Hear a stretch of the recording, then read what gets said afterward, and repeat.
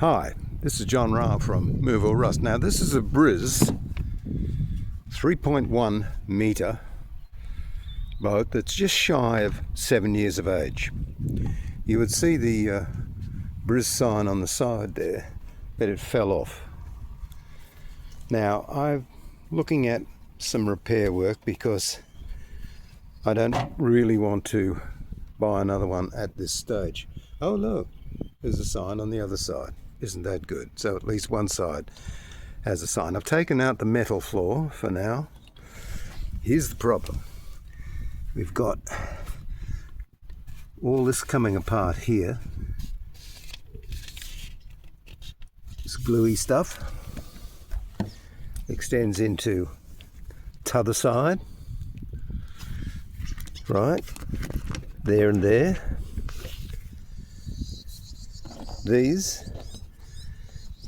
That one's not so bad. Ones up forward are coming loose quite a bit.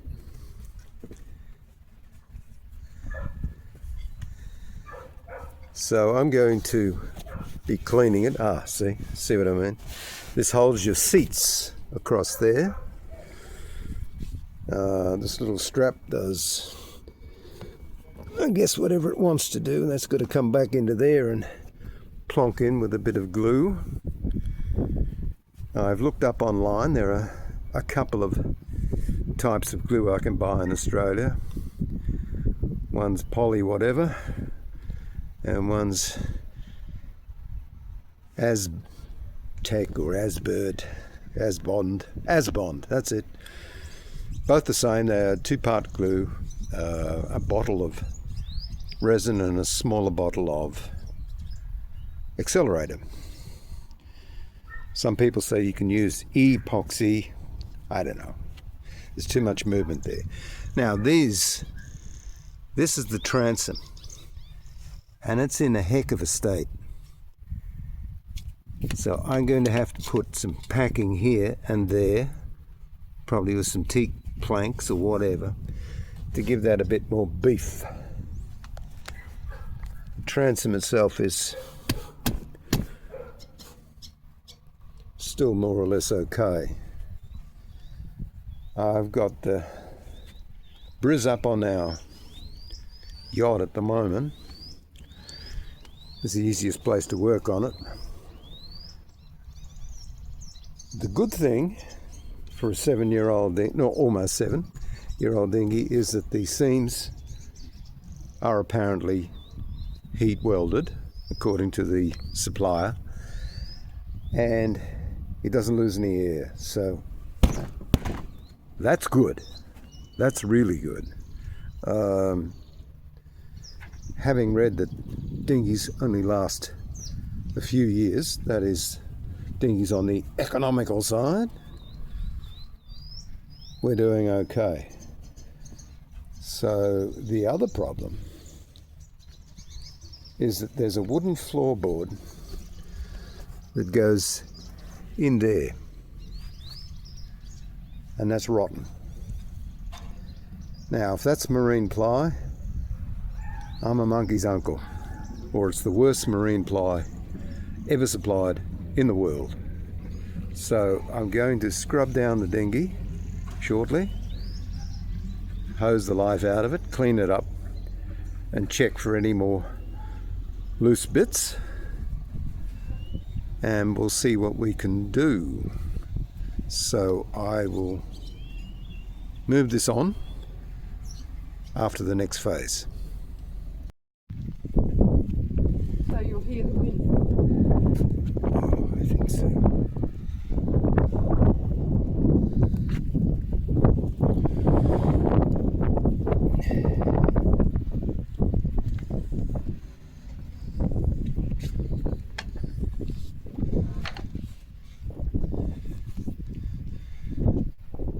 So the metal flooring has come up very well. In fact, there's no deterioration of the aluminium pieces whatsoever, which is great.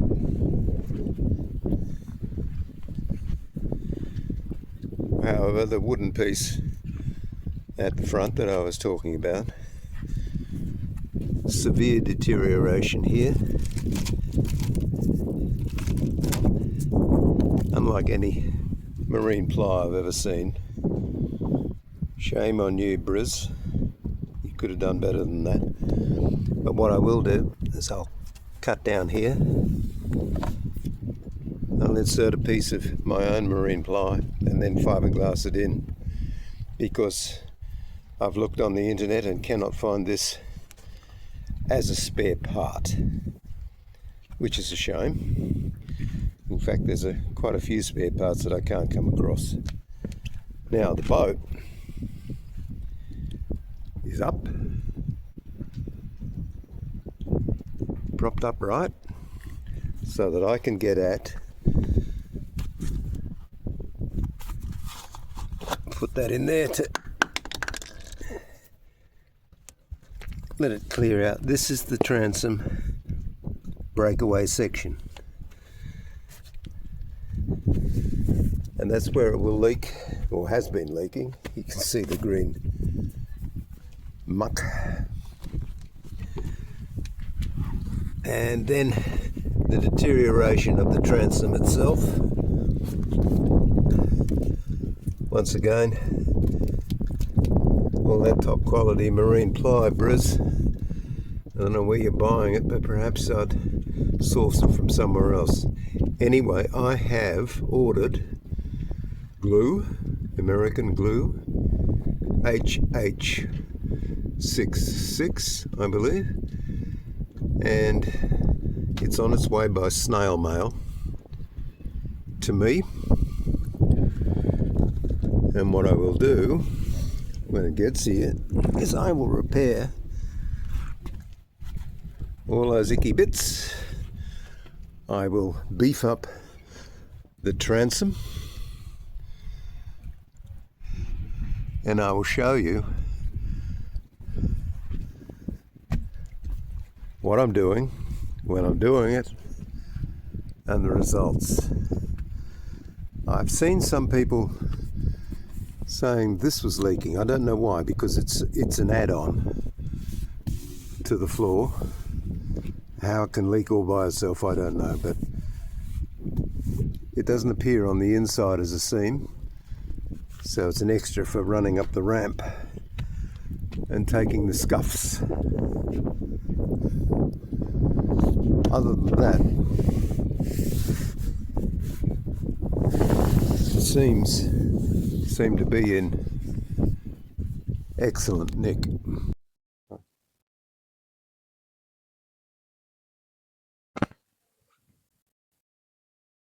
So this is quite a big dinghy when it's sitting upright like that. I've checked all the seams.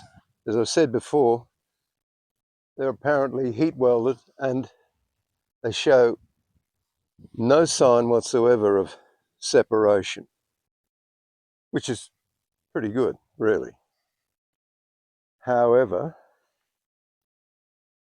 the work inside